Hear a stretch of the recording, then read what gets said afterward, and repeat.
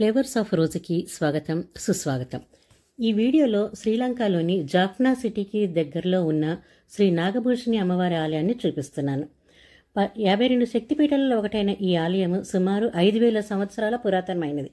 ఇక్కడ అమ్మవారి చీలమండలం అనగా యాంకిల్ ఇక్కడ పడినట్టుగా స్థల పురాణం చెబుతుంది. ఈ ఆలయాన్ని చేరుకోవడానికి జాఫ్నా కోట నుండి సుమారు గంటన్నర రోడ్డు మార్గం ద్వారా ప్రయాణించాల్సి ఉంటుంది. రోడ్డు మార్గానికి ఇరువైపులా హిందూ మహాసముద్రం ఉంటుంది. ప్రయాణం అంతా అద్భుతంగా మరియు ఆహ్లాదంగా ఉంటుంది.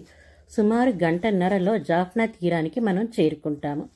అక్కడి నుండి ఆలయ తీరం ద్వారా చేరుకోవడానికి బోటు ప్రయాణం చేయాల్సి ఉంటుంది.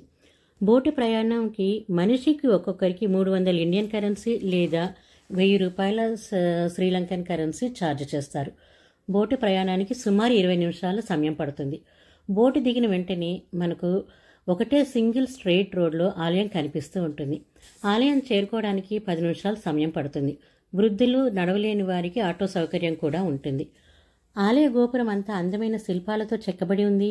ఎరుపు, పసుపు, పగడపు వర్ణాలతో పెయింట్ చేయబడి ఉంటుంది. ఆలయం లోపల భాగమంతా కూడా అవే వర్ణాలతో దేదీప్యమానంగా వెలిగిపోతూ ఉంటుంది. ఇక్కడ అమ్మవారిని నాగభూషణిగా కొలుస్తారు, భువనేశ్వరిగా పిలుస్తారు, శివుడిని నాయనారిగా కొలుస్తారు.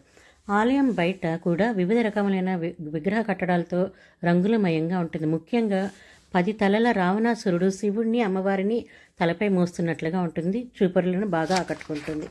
అట్లాగే అక్కడ ఒక పెద్ద నంది కట్టడం కూడా ఆకట్టుకుంటుంది. శ్రీలంక ఉత్తర ప్రావిన్స్లో ఉన్న నైనతీవు ద్వీపకల్పంలో ఈ ఆలయం నెలకొని ఉంది. పావుగంట బోటు ద్వారా ప్రయాణం చేరుకున్నాక జాఫ్నా తీరానికి చేరుకుంటాము. శ్రీలంకలోని శక్తిపీఠాలలో ఒకటైన శ్రీ నాగభూషణి అమ్మవారి ఆలయం తప్పకుండా దర్శించవలసిన పుణ్యక్షేత్రం.